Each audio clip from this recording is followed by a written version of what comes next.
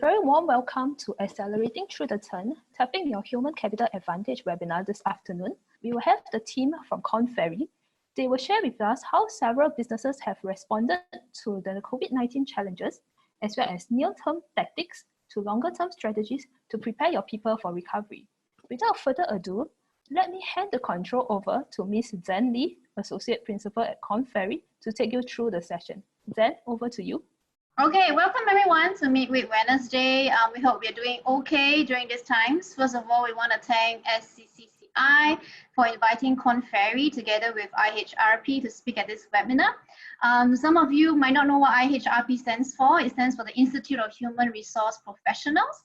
So we're really excited to be chatting with you here today, specifically about how organizations have been accelerating through the turn and tapping on their human capital advantage. I'm Zen, and I will be a moderator for today. It is our goal to make the time we have together as interactive and as meaningful for you as possible. Who else do we have with us today? Today we have with us two gentlemen, Tony and Eugene, both of them very passionate about this topic, and they have been in advisory for over 20 years. So they have been helping local and global businesses with corporate planning, strategy, design, talent management, and in the last 6 years or so, we also have been working closely with the Singapore government agencies to help enterprises uplift their human capital maturity. We're so happy to have about 73 participants today. Thank you so much for taking time to be here with us. We really appreciate it.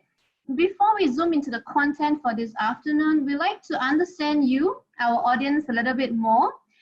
So as I move on to the next slide, we want to invite you to log on to your smartphones and just go to Chrome and type in www.menti.com. Okay, the code is 396479. They will be requesting for it, and you should be able to see this question on menti.com. What business or industry are you operating in today? And we want to know more about you before we start this session, right? So while we're waiting for some answers to come in, I'm just going to show you real time what some of your answers look like. So we have a variety of industries, I think, represented by all of you today. We hope that what we are sharing later will be relevant for all of you. Now, another question I have for you guys that you can just type out in the chat group for the panelists. A lot of the times we're talking about digital transformation during this time, and we wonder what you think about this interesting question. Who is actually responsible in your organization when it comes to digital transformation? Is it A, the government, the Singapore government, B, the CEO, which is a business leader, C, either the Chief Information Officer or Technology Officer, or D, everyone? So we're just gonna invite you to try out the chat function to make sure that we do get your chats. Okay, a lot of you guys are sharing everyone. Everyone is very important. Okay, that is the most popular answer we have so far. Okay, thank you, Macy, Annie, Henry, Rebecca, Peter, D. So everybody thinks it's everyone, right? We saw this circulating online and we thought it's quite interesting.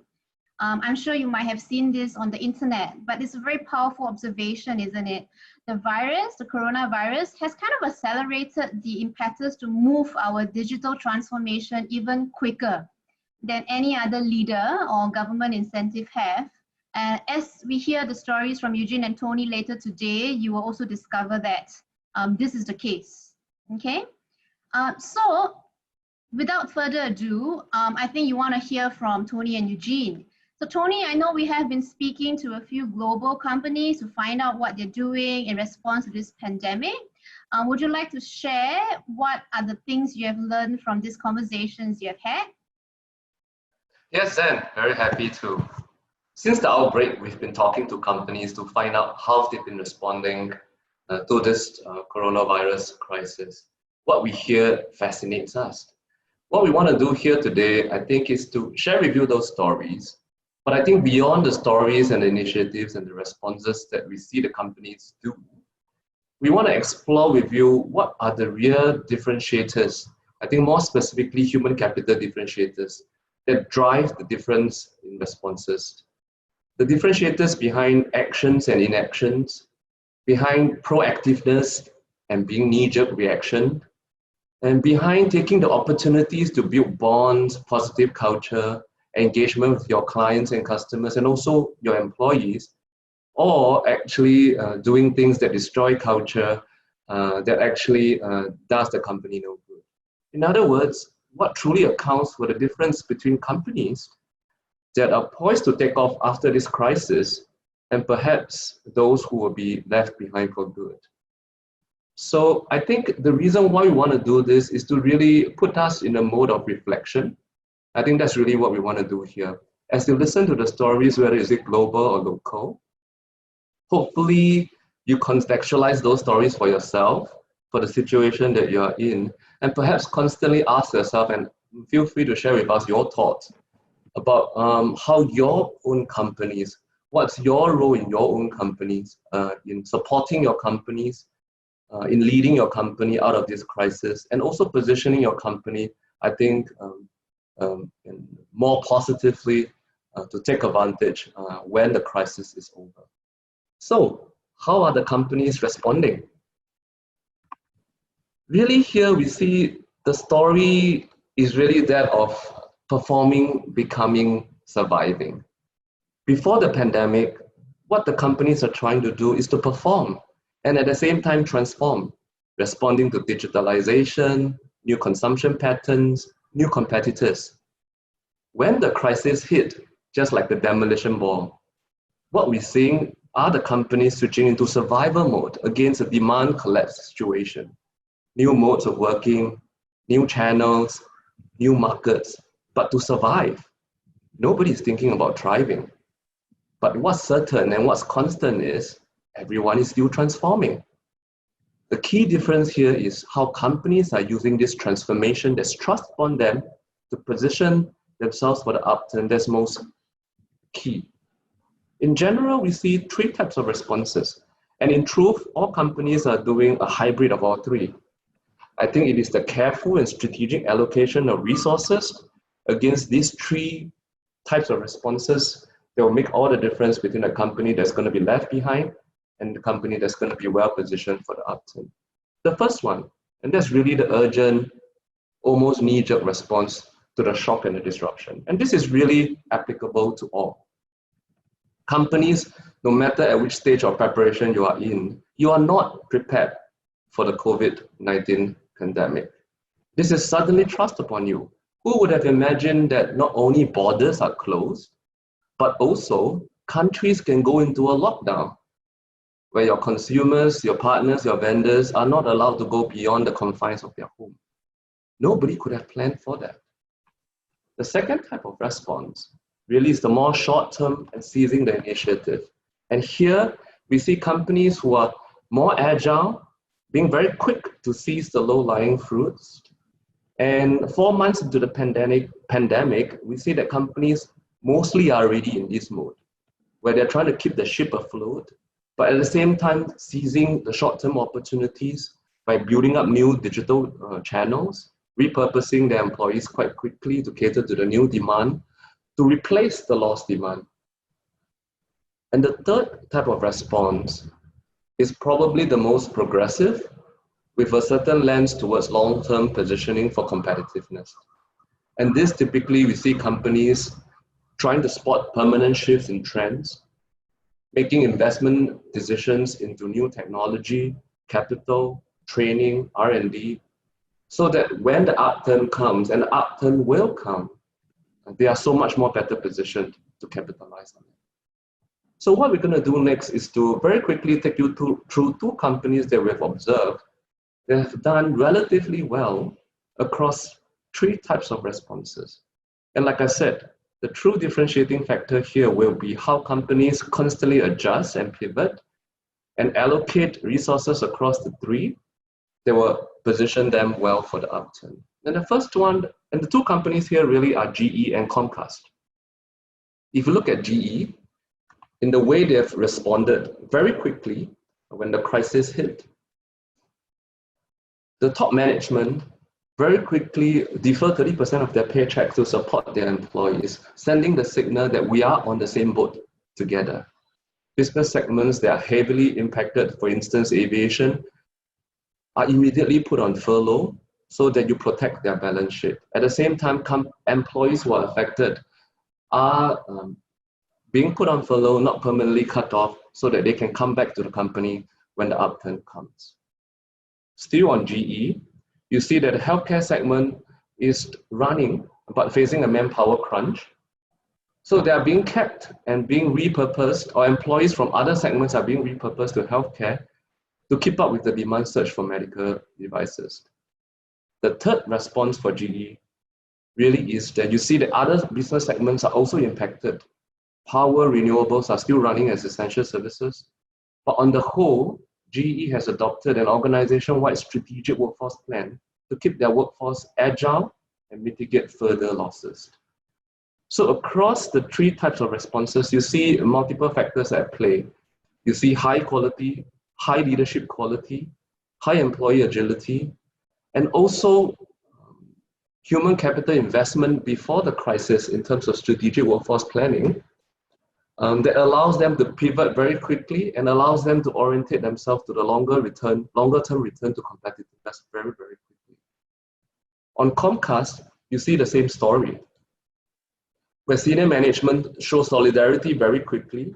Once again, leadership quality, where they pledge $500 million to employees whose business units have been shut down. In terms of very quickly repurposing their employees from low demand to high demand areas, you see that they streamline processes very quickly and they automate customer support systems very, very quickly. And the third type of response, once again, Comcast are able to look into and revamping digital solutions with the aim of coming out of this crisis much stronger and much more quickly.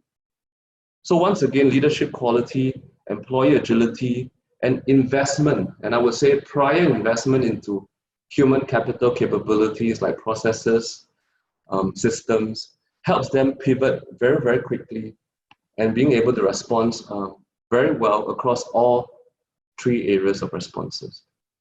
So I think this really helps us, I guess, wonder about what we could do and how we could have done better in responding to the COVID-19 crisis. And that's at a global level. And I know, Eugene, you have also spoken to local companies, and you also have stories to tell on how local companies, either heading into the crisis, have invested differently, and how that differences in responses or in differences in investment have positioned them very, very differently in the way they respond to this crisis. So I'll be quite keen to hear what, Eugene, you have to share. Thanks, Tony. I mean, that was precisely our motivation for this workshop. So we were, extremely interested in learning about how leaders in Singapore were, themselves responding, because we wanted to learn from them and their response to augment our very own, to see how we could, ourselves come out of this a lot faster. So in our research, we actually had a chance to speak with the leaders from 6 different companies. They're well known here. Local leaders, but a mix of industries. We spoke to founders, second generation owners, HR professionals that had APAC remit.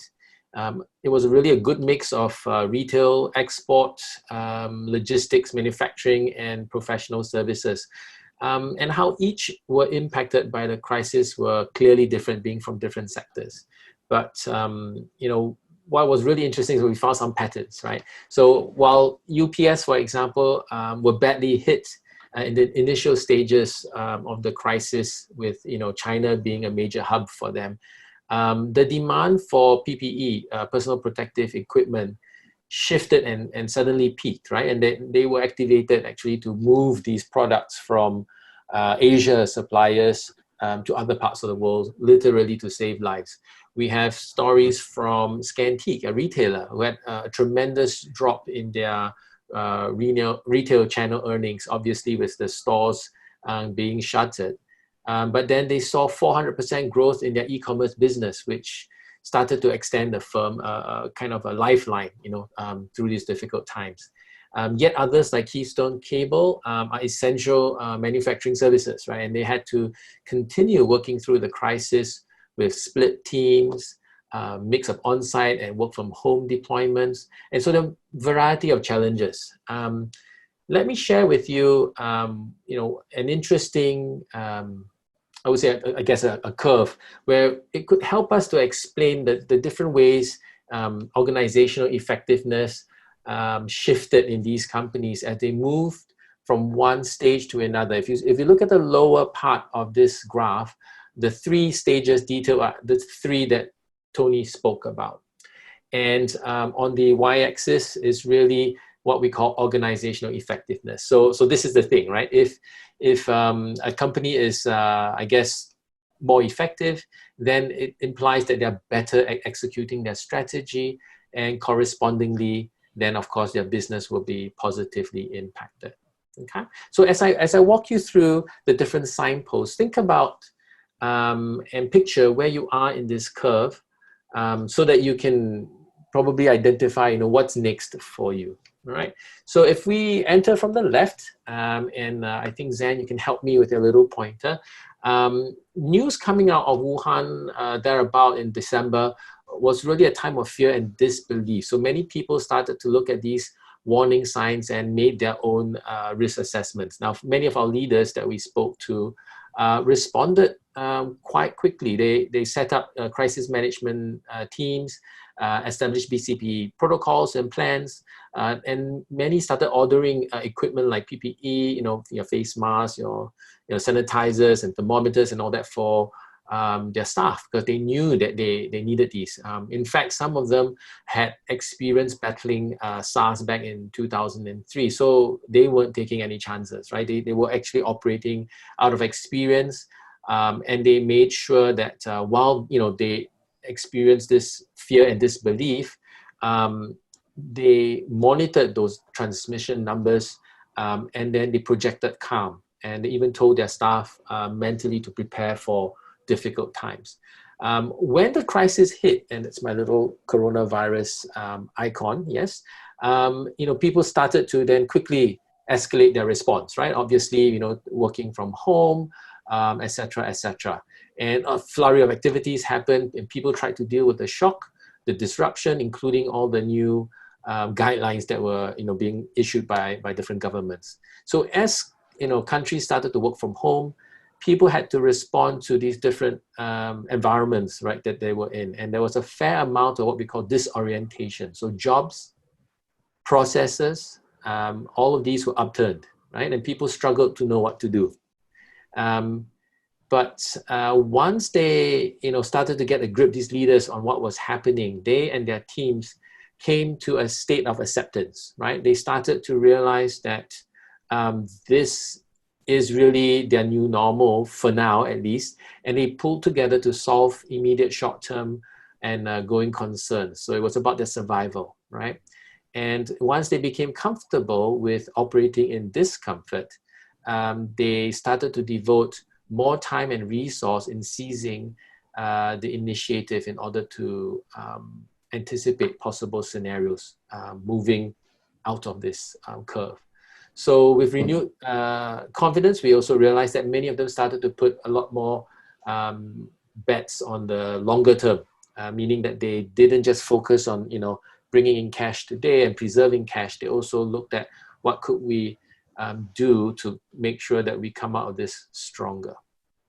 Eugene, as I look at this curve and reflect on the kind of stories we've heard, I'm just wondering, Eugene, do we see that the differentiator between the good and the bad companies really in how they have, or how fast they have moved up and down this curve? Because I believe everyone or every company does go through this curve. So in other words, really the time horizon is actually quite different, yes, for different companies. And for the better ones, and perhaps the time to move from fear, disbelief, up to confidence is perhaps much more accelerated. Yes, you're absolutely right. So there were actually two interesting points that we saw the leadership take an undeniable weight in making a difference in compressing this curve, as you said. So the first one was actually in the pre-crisis preparedness. So none of these leaders knew that a crisis of this magnitude was coming, right? So that was for sure. But they did enter the crisis at a slightly higher state than many others because they had already invested ahead in their organization's capabilities, right? And in an agile workforce.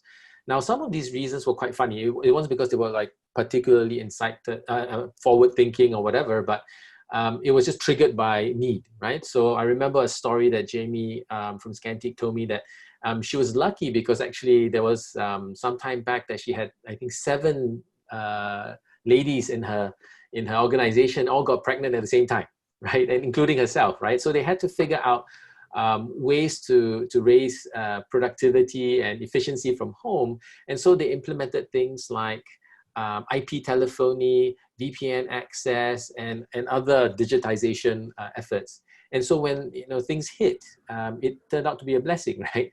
I remember Sheila from the CHRO from Prudential. She spoke about how they already had flexi hours instituted and a hot desking culture. So that was pre-COVID. And then when work from home came about, it was effortless for them. The second one, which I think is critical for us now, because you can't do anything pre-crisis preparedness in terms of where we are today. We're already in the middle of the crisis, was the second orange signpost, which is the turning point on the moment of truth where the leaders made a difference because they came to terms with what they were faced with. They got themselves out of this victim mentality. Oh, this is so horrible. We'll just wait it out. No, they just accepted the situation and they decided to seize the initiative. So meaning they went through the whole effort of redesigning work processes and say, we've got to do things differently, anything from changing their supply chain to their customer trends or employee service provision. These were the things that they did in order to climb themselves out of this trial of disorientation and move into cautious confidence. I'll just quickly share with you that we noticed that there were 3 specific ways that these leaders had invested into their organization's capabilities, which increased the effectiveness of the organization, right? Basically moving them up higher in the curve. The first was leaning in on their culture, trusting and partnering their middle management. The third was increasing engagement both with customers and employees during this time. And number 4, the ability to balance longer and short-term investments, right? So they started to look ahead, right? And I'll go into each of these one by one. And so as we were trying to figure out these lessons from these leaders, we asked them all kinds of questions like, how did the crisis affect your business? How did you respond? What were your key challenges? Were you seeing, how were you seeing the crisis unfold? Where are you investing your time and resource? And knowing what you know now, would you invest differently, right? And they gave us many great stories. I can only cover just a few, but let me just take you through these 4 pillars with just 1 or 2 stories, right? So the first response was that our companies leaned in on their culture, all right? The culture is the glue that keeps your people together. Basically, it stems from your values that you share. It governs how you think, how you work, how you play together. In UPS and Keystone, teamwork and collaboration are deep in their DNA. And so they appeal to their people to do what they do best, to come together and to solve this crisis as a team. Far East Flora, as an example, always had a culture of what we call low power distance. This is where staff were encouraged to speak up and were even allowed to challenge their leaders. So they felt safe in bringing up issues and new ideas, which was really important when the crisis hit. These teams had to become the eyes and the ears for the leaders. They could work effectively despite being organized in a very distributed fashion. And they were fast because they could just challenge and text things over. And even when they came together, they were able to respond quickly to their e-commerce uptick and leverage all these relationships that they built, this closeness that they had in being able to open up and challenge each other just to get the best solution possible. So that was what we meant by them leaning in on their culture. Find the value and double down on it. The second part was really trusting and partnering the middle management. So we spoke to Kenny Yap from Tianhu, and his response was actually quite funny, at least surprising for me. He saw the crisis as a means to test the organization and their leadership. Right, so he actually took a little bit more of a hands-off approach. He wanted to see if the systems he had set up and established were working well with as little involvement from him as possible. There's a background to this, right? So we did a human capital diagnostics with him, and he shared with us that one of the big leadership priorities for him was really succession, right? So clearly, he wanted to see how the next generation of leaders were performing in this crisis, right? So he was responding counterintuitively with more autonomy and more empowerment when a time that, most leaders would say, I need more control and a more, direct influence over the outcome of the firm. But that's not to say that all leaders responded similarly. Now, other leaders were actually more hands-on in the crisis, but they were also more reliant on their middle management. So the partnership became very close. They let the managers actually take care of the more operational and day-to-day activities, problem solving even in this new environment, and they then could focus on the more strategic issues and plan and scenario plan. They had a lot of constant communication, so it wasn't like the managers were working separate from the leaders. They actually had a lot of WhatsApp chat groups set up. They use tools like Zoom, like how we are now, and they also use online project management tools like Trello and all that, so that they could manage the business a little bit more remotely, but also more by objective. They set broad objectives, they asked tough questions, and then they left their teams to the details of execution. Interesting, Eugene. Yeah.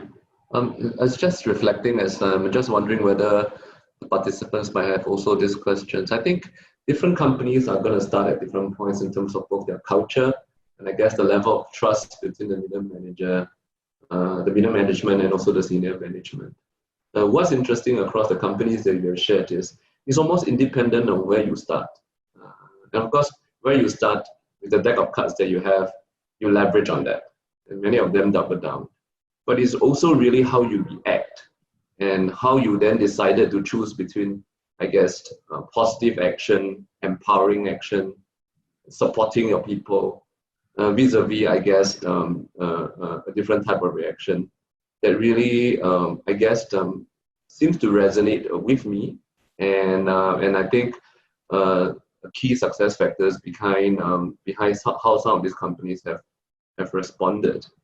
And I think that the overarching theme really is, I guess, the leadership trust in their people, and also the belief to invest in their people and to do this together with their people.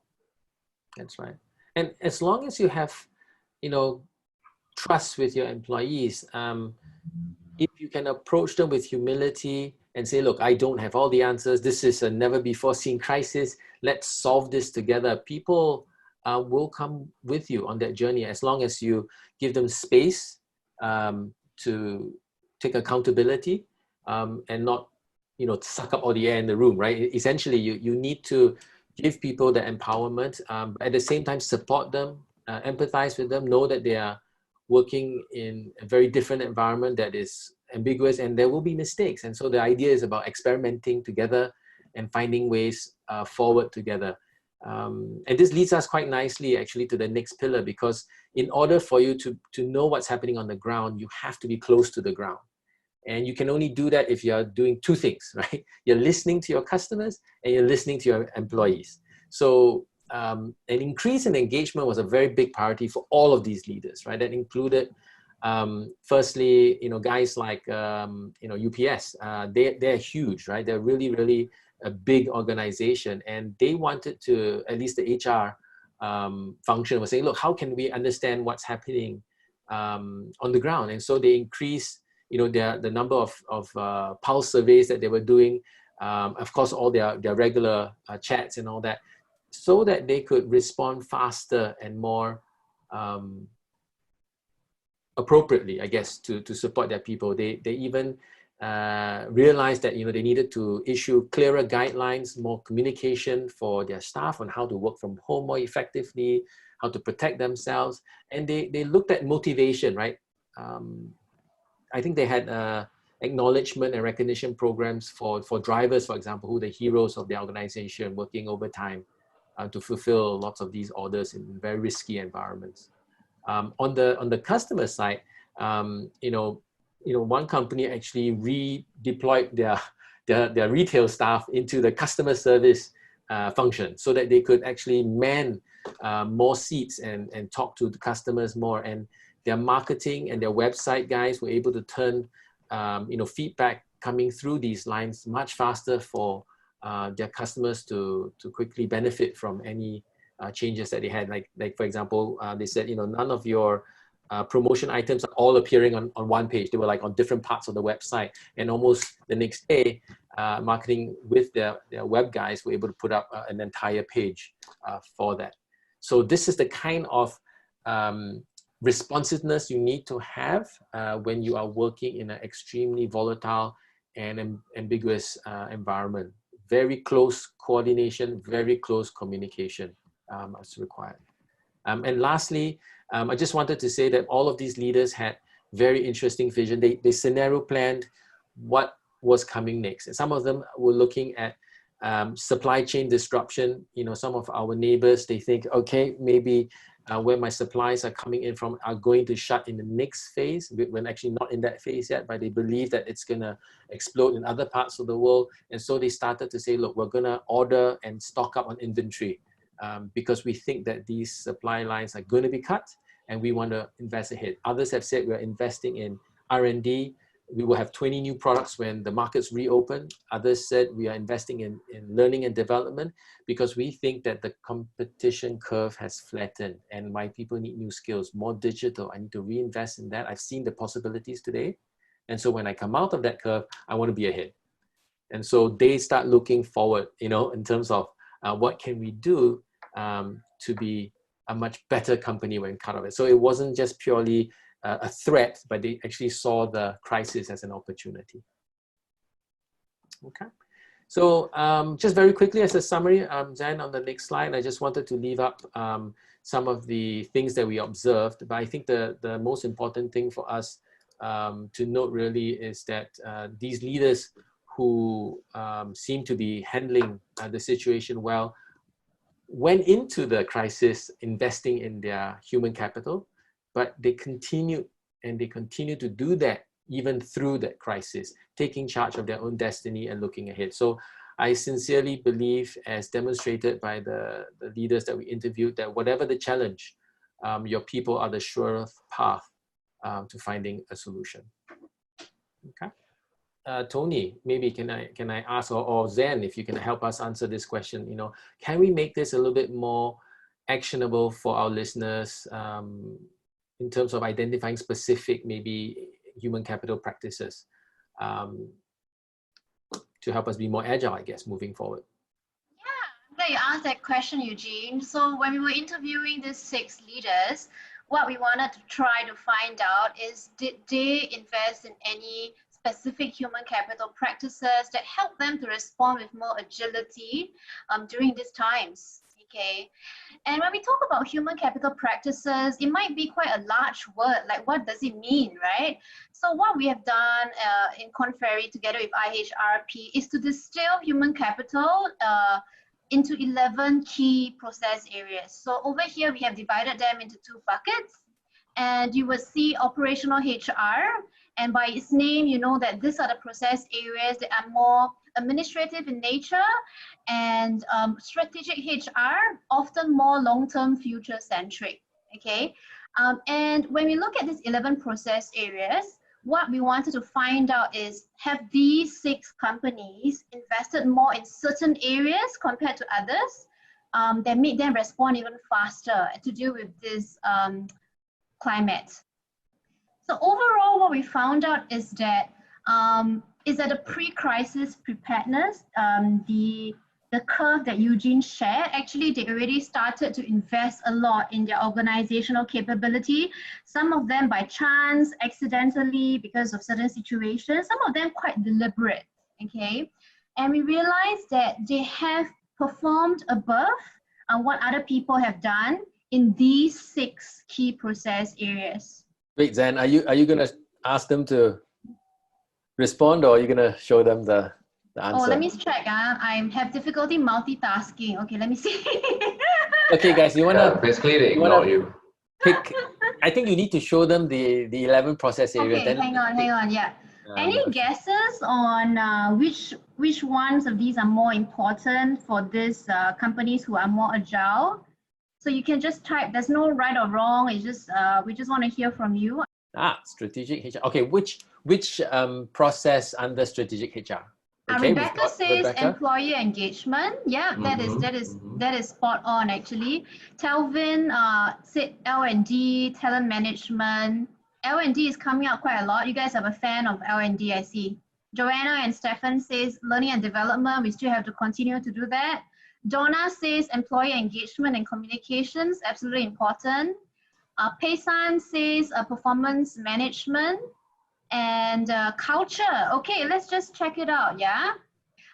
So what happened is when we spoke to these companies, we realized that, hey, they're doing specifically well in some of these operational HR areas, okay? So most of you got it right, but none of you mentioned HR operations and technology. Maybe I'll explain a little bit more of what it means. So the fact is, a lot of these companies have already invested in technology to help the HR operations. For instance, like payroll, claims, leave, and even L&D can be done digitally. I know for Scantic, they have invested in e-learning modules, so everyone can still conduct their L&D online, and it's proven to be very useful during these periods. For performance management, what is interesting is we spoke to Far East Flora, Paysan, as well as Scantic, right? They actually reviewed their performance appraisal process.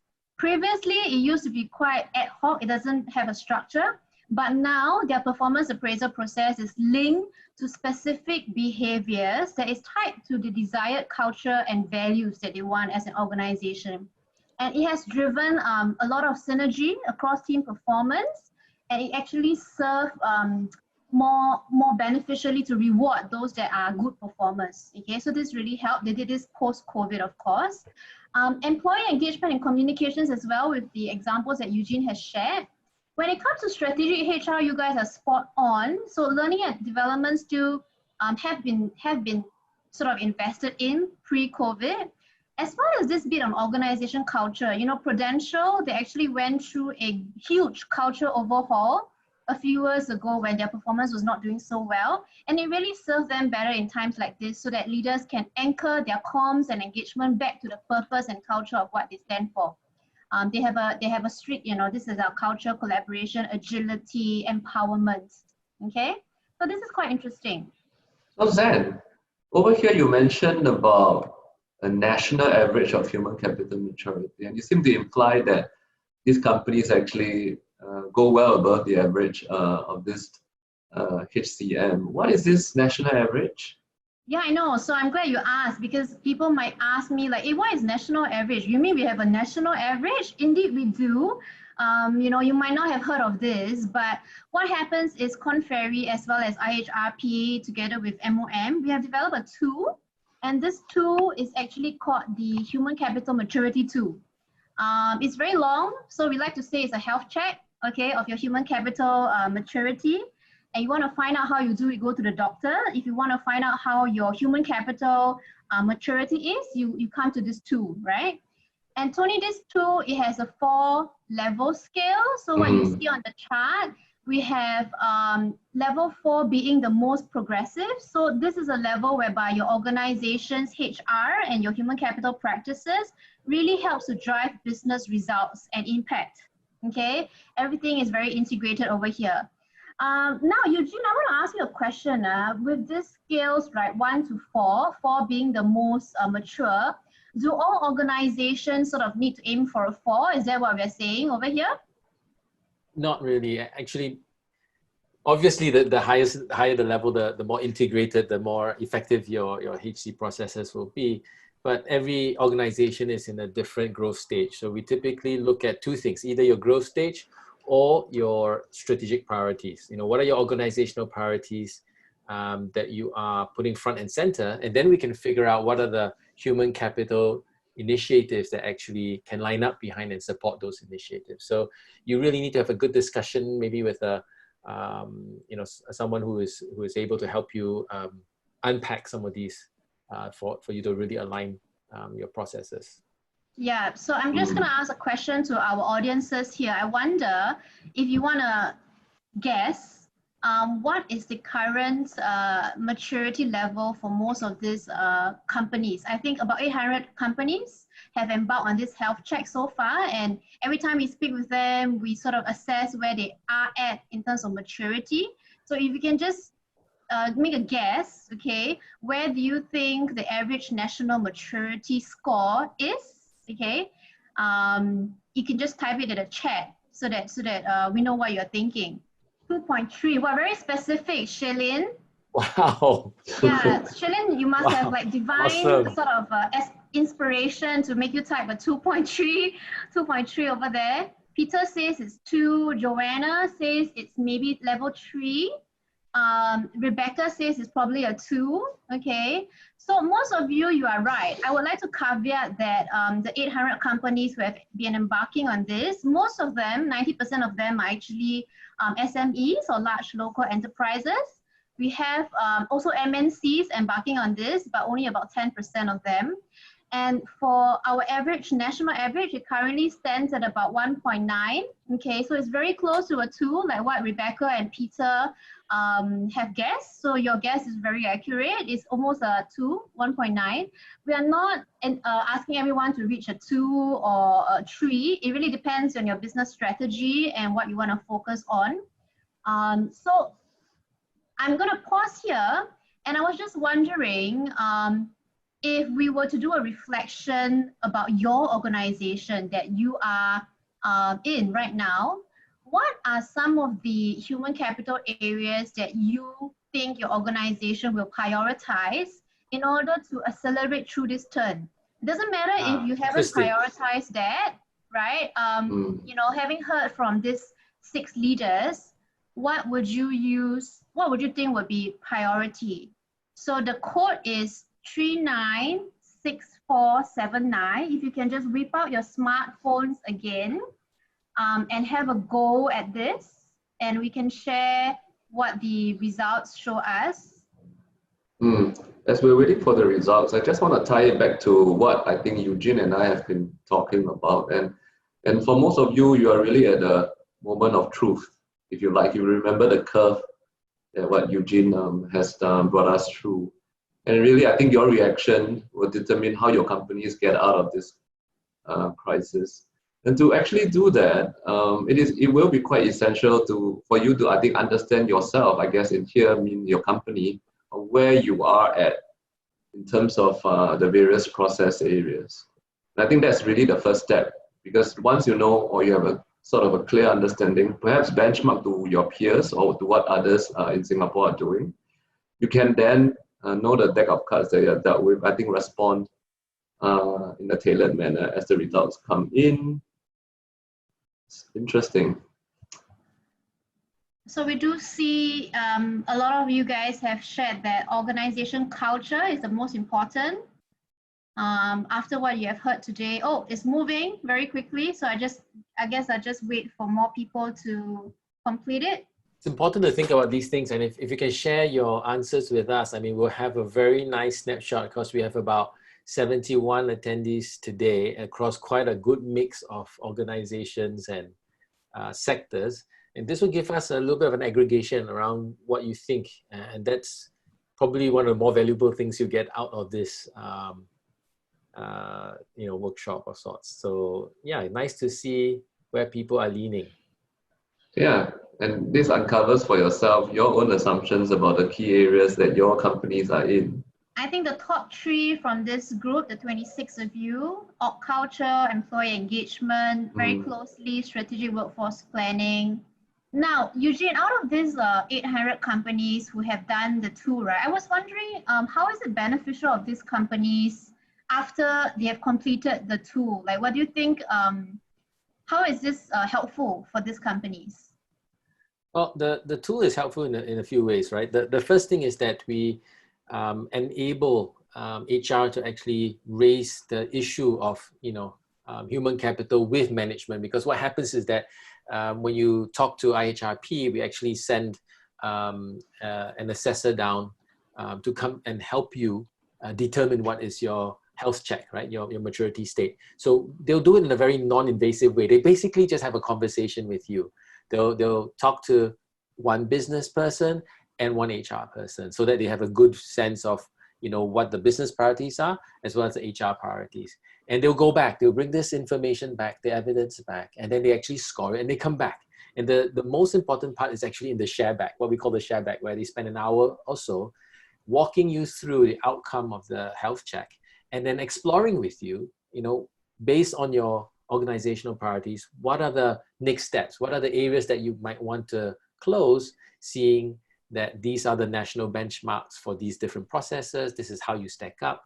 And in some cases where the organization participates in what we call a perception survey, they also get to see what employees say about these processes. Are they being impacted in the way that you've designed the processes to be? So it's a very powerful tool. You get, the process being looked at by, an expert to look at that for you, but you also get employee feedback, and we try to match that and say, hey, is it a perception gap or is it a real gap that you need to close, and how can you move forward for that? So those are really, really invaluable, especially the stakeholder engagement and getting, management to talk about human capital issues.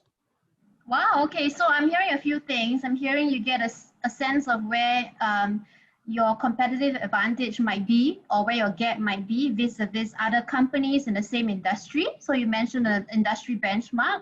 And I'm hearing you can also obtain some feedback real time from your employees. A lot of companies who have embarked on this, they end up tweaking their HR strategy for specific groups of employees or customizing them because of some of this feedback.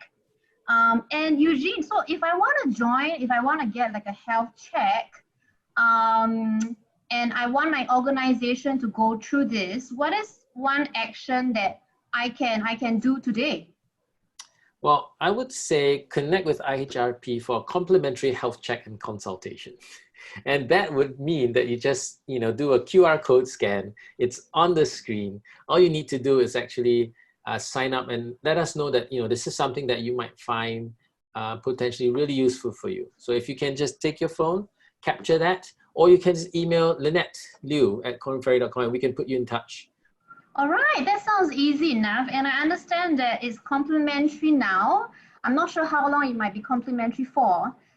So I really strongly encourage all of you to speak with your business leaders or CHRO, let them know this tool is available. Jump on the bandwagon just like what 800 companies have already done and benefited from it. We'll be happy to hear from you. And I think before we end off, we're just right on time.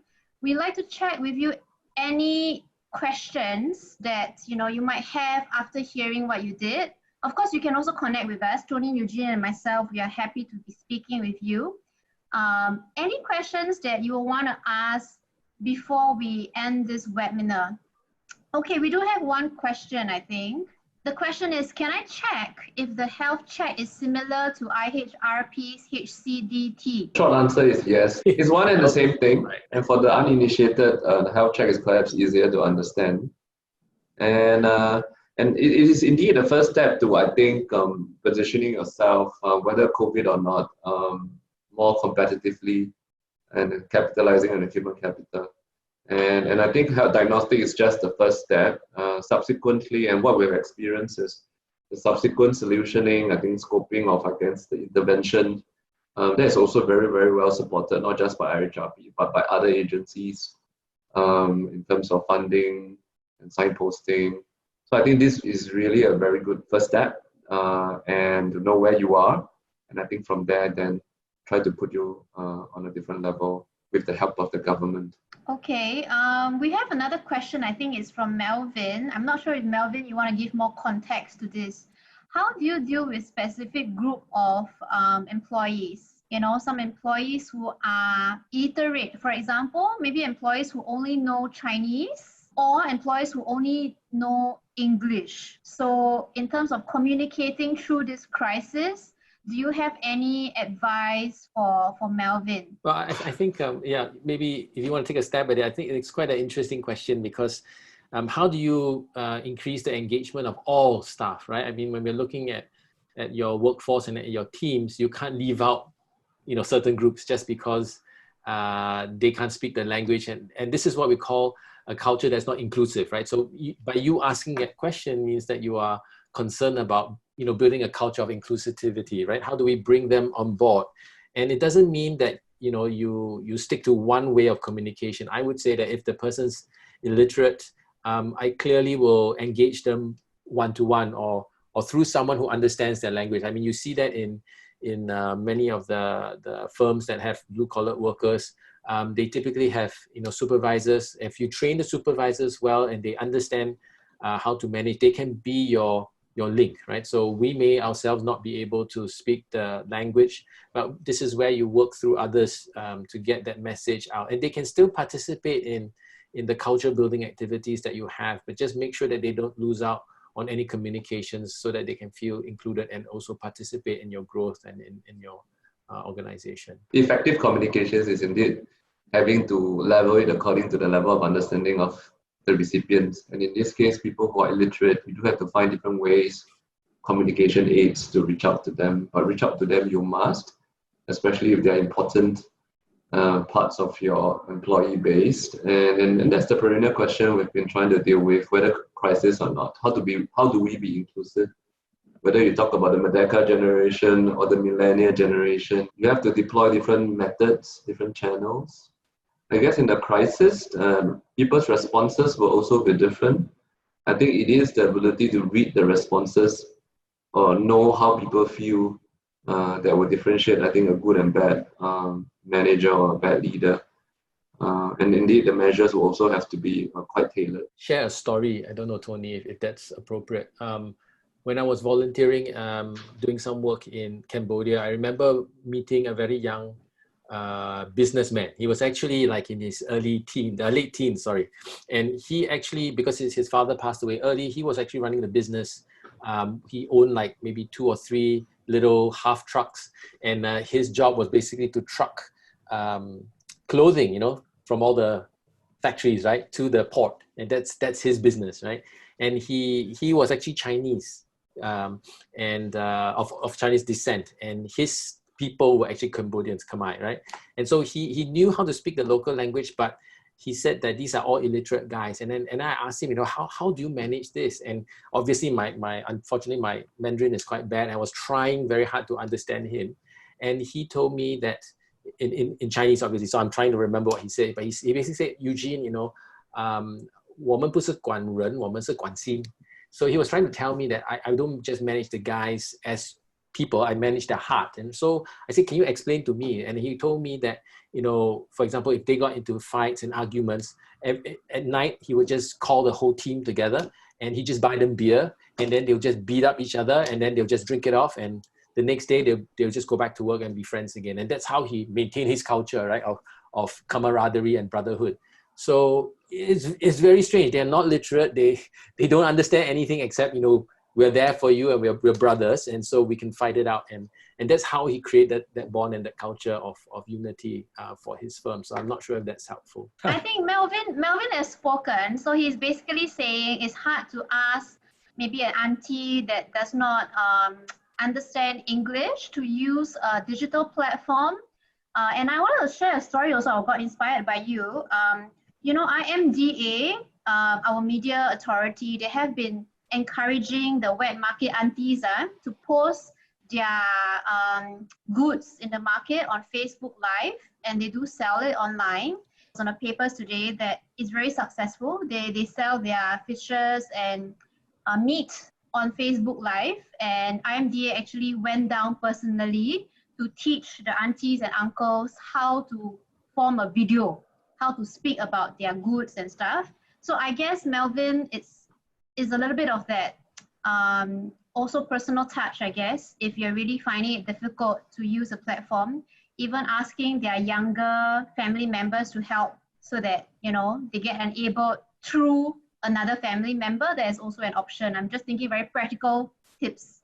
Okay, Jack has a question. He asks, are there any potential pitfalls or any specific differences for crisis management vis-a-vis local staff or overseas staff? Especially, you know, he is probably looking at staff in Yangon. Okay, so are there any potential specific differences when you manage this crisis of local staff, I'm assuming Singapore staff, or overseas staff like the ones you might have in Yangon? That's what Jack is facing right now. Maybe I'll try, and without knowing the specific, I think, challenges that you might be thinking of, certainly you need to take into account the local labor laws, and probably not so much in Yangon or Myanmar, but I think for some of us who actually operate across geographies, the local labor laws and unions influence is very important to take into account. That's one. The other one is actually you also see governments coming out very strongly to support local employment, Singapore government being one of them. And there are requirements and administrative that requires companies to actually report the measures, cost-cutting measures that you apply to both local and foreign workforce, but with specific attention on the local, because that's something that different governments track very, very closely. They also then channels budget and funding to support local employment. So I think these are some of the nuances you have to be quite careful about, depending on how, I guess, nationalistic the jurisdiction that you're operating is in. Other than that, I think really it is about your understanding of where your business want to go, and then making the investment decisions, whether is it with respect to cost cutting or not, in handling your staff. Let me share a quick discussion that I had with Tanny, I believe, from UPS. She shared that when the crisis first started, and it was getting really, really bad in Wuhan, if I'm not mistaken, she had to decide, do we pull out our expat staff or do we leave them there? And the expat staff did not want to leave. They wanted to be with their teams, right? They said, look, I'm a leader here. I'm trying to integrate, and I want to make sure my team knows that I'm here for them when the whatever hits the fan, right?